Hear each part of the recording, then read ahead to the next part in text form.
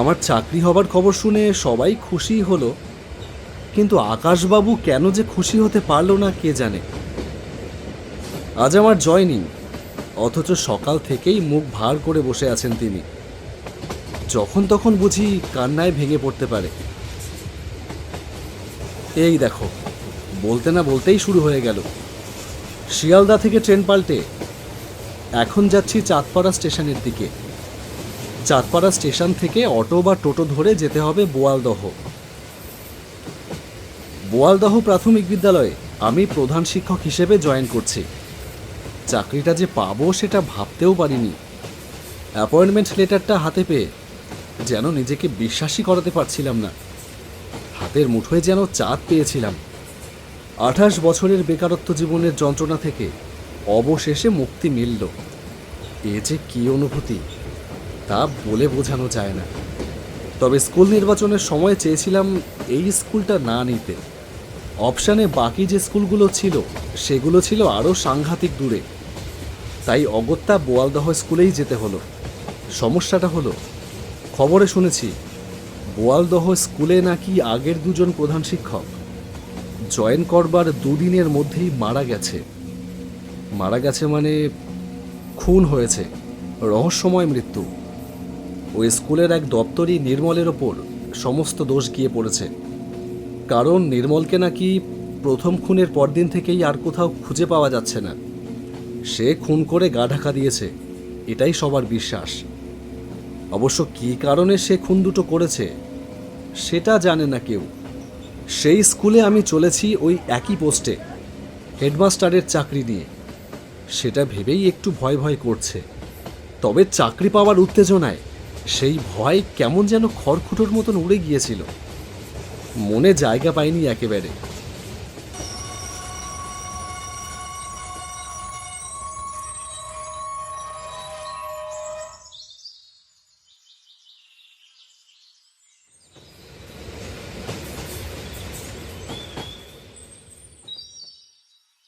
Chandpara station থেকে নেমে টোটোয় উঠে বসতেই আবার ঝেপে বৃষ্টি। টোটোওয়ালা বলল, আপনি কি বলদা প্রাইমারি স্কুলের নতুন হেডমাস্টার? আমি অবাক হলাম। হ্যাঁ, কিন্তু আপনি কি করে জানলেন? আমি তো আপনাকে কিছু বলিনি। তা বলেননি, তবে বোয়ালদা স্কুলে যাবেন বললেন না, ওই জন্যই আন্দাজ করতে পারলাম। বলদা স্কুলে দুজন হেডমাস্টার মারা যাওয়ার কথা তো সবাই জানে। ওই স্কুলে এখন কোনো হেডমাস্টার নেই। আপনি ওই স্কুলে যাচ্ছেন শুনে তাই অনুমান করতে পারলাম। হ্যাঁ, আপনি একদম ঠিকঠাকই অনুমান করেছেন।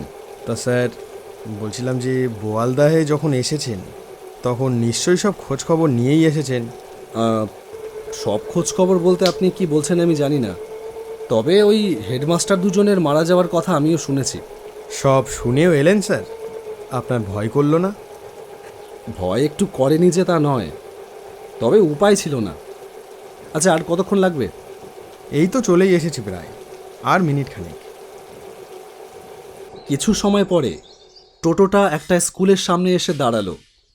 ততক্ষণে বৃষ্টি কমেছে, তবে আকাশ তখনও তেমনই মেঘলা। আমি টোটোর ভাড়া মিটিয়ে দিলাম। টোটোটা চলে গেল।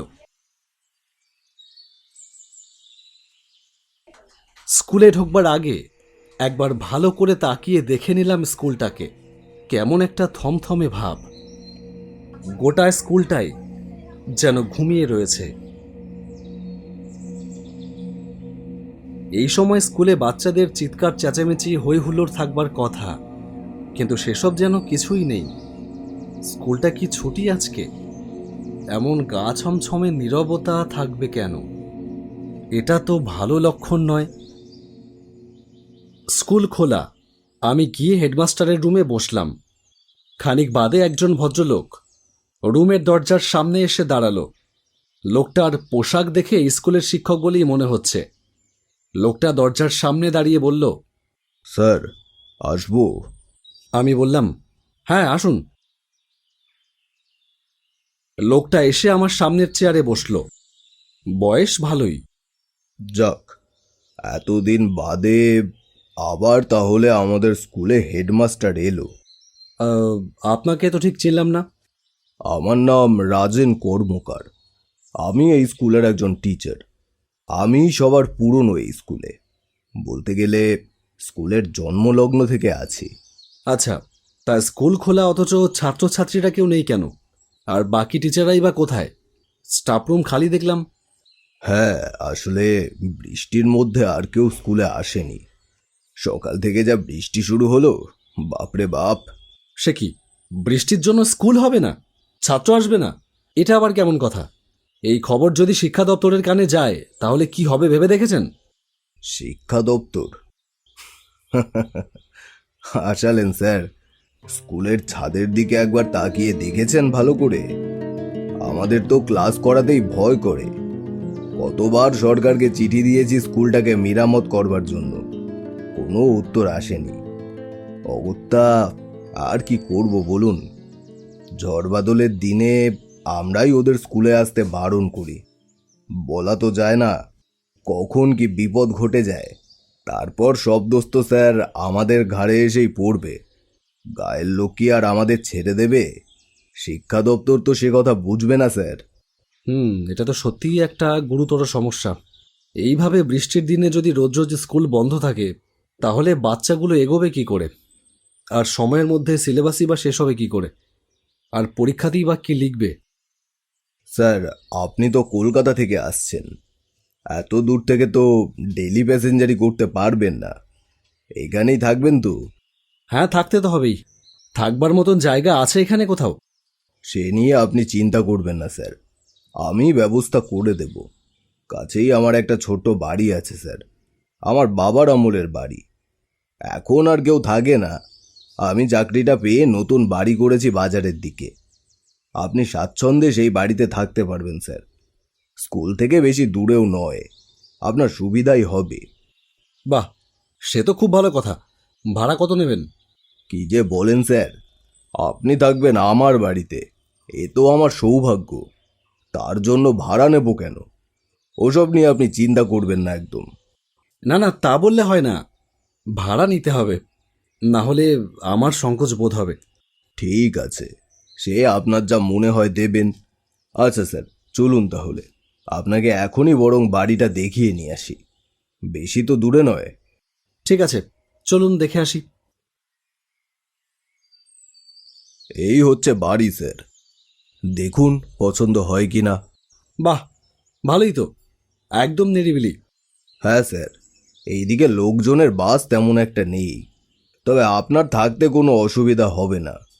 পাশেই আমার ভাইয়ের বাড়ি, আমি ওকে বলে যাব, ওরা মাঝে মাঝে এসে আপনার খোঁজ নিয়ে যাবে।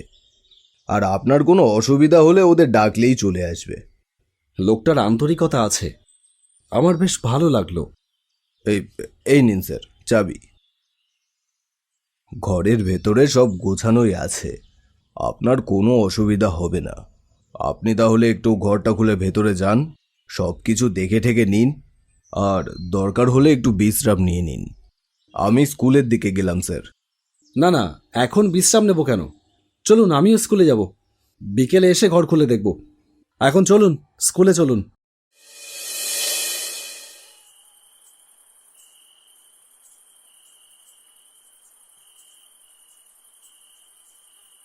স্কুল শেষ করে বিকেলে বাজারে গিয়েছিলাম কিছু কেনাকাটা করবার জন্য। সেই সব কাজ মিটিয়ে ফিরতে ফিরতে সন্ধ্যা হয়ে গেল। রাতের বেলায় আজ একটু তাড়াতাড়ি ঘুমিয়ে পড়েছিলাম। কতক্ষণ পরে জানি না, হঠাৎ আমার দরজায় কে যেন কড়া নাড়তে থাকলো। আমার ঘুম ভেঙে গেল। ঘুম জড়ানো গলায় বললাম, কে? বাইরে থেকে পরিচিত গলায় উত্তরটা এলো, স্যার, আমি রাজেন, একটু দরজা খুলবেন? ভীষণ বিপদে পড়ে আপনার ঘুম ভাঙালাম এত রাতে। সে কি, রাজেন দা এত রাতে? আচ্ছা দাঁড়ান, খুলছি, 1 মিনিট। আমি উঠে গিয়ে দরজা খুলতেই দেখলাম কেউ নেই বাইরে।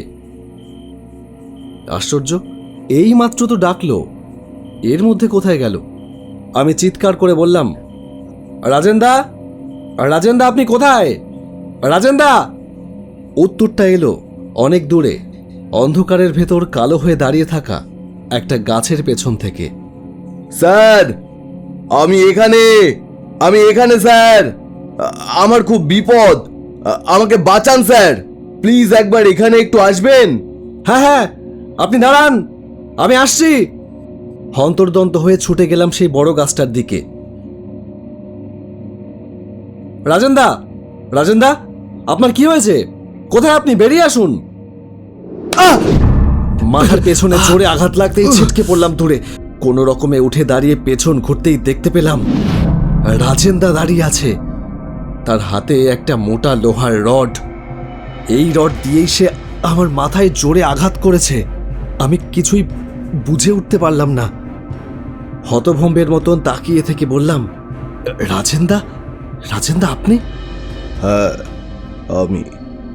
আমি আগের দুজন হেডমাস্টারকে খুন করেছি, আর আপনাকেও আমিই খুন করব।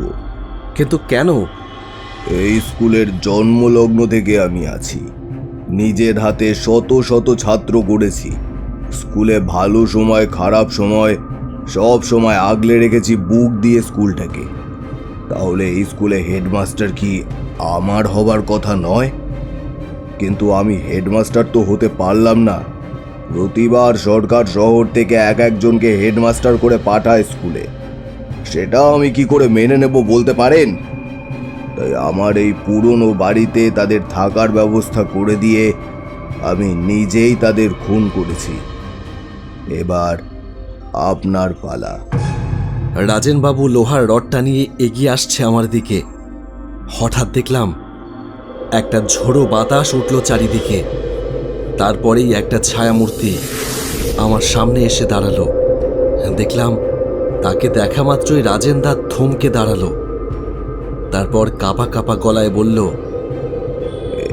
এ কি নির্মল, তুই কি করে এলি?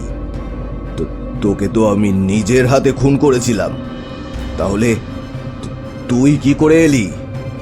আমাকে যে আসতেই হলো রাজেন্দা, না হলে যে আপনার মতো অপরাধীরা শাস্তি পাবে না। আপনি স্কুলে প্রথম থেকে আছেন ঠিকই, কিন্তু আপনি হেডমাস্টার হবার যোগ্য কি? সরকার থেকে স্কুলের ডেভেলপমেন্টের জন্য যে টাকা দেওয়া হয় তা তছরূপ কে করতো রাজেদা? আপনি। আপনার জন্য স্কুলটা এত বছরে একটুও এগোতে পারেনি, বরং পিছিয়ে গেছে। পঞ্চায়েতের সাথে হাত মিলিয়ে মিড ডে মিলের টাকা, চাল, ডাল, আনাজ কে আত্মসাৎ করে রাজেন্দা? আপনি। এই স্কুলে আপনি এত বছর পড়ে আছেন ঠিক এই কারণেই। অন্য কোথাও গেলে এমন অবাধে লুটপাট করবার সুযোগ আপনি নাও পেতে পারেন, সে কথা তো আপনি ভালোই জানেন। আমি আপনার কুকর্ম জেনে ফেলেছিলাম, নিজের চোখে দেখে ফেলেছিলাম সবটা। তাই আমাকেও সরিয়ে দিলেন দুনিয়া থেকে। কিন্তু বাপ কখনো বাপকে ছাড়ে না রাজেন্দা। তাই তো আমার মুক্তি হলো না মৃত্যুর পরেও। আপনাকে আপনার যোগ্য শাস্তি দিয়ে তবেই আমার মুক্তি। না না নির্মল, আমি ভুল করেছি, আমাকে তুমি ক্ষমা করে দাও। আমি আর এরকম করব না। দরকার হলে আমি স্কুল ছেড়ে চলে যাব, আমি চাকরি ছেড়ে দেব। না, আপনার মতো অমানুষকে ক্ষমা করা যায় না। শাস্তি তো আপনাকে পেতেই হবে, তবে এখানে নয়। এই গ্রামের মাটি বড়ই পবিত্র। আপনার মতো নরকের কীটকে আমি এই মাটিতে মেশাতে চাই না। চলুন আমার সাথে, আসুন। রাজেন্দা বিনা বাক্য ব্যয়ে তার পেছন পেছন চলতে থাকলো। বুঝলাম রাজেন্দা এখন আর নিজের ভেতরে নেই। তার চিন্তা শক্তি নির্মলের দখলে রয়েছে। রাজেন্দা আর ফিরবে না, আমি নিশ্চিত জানি।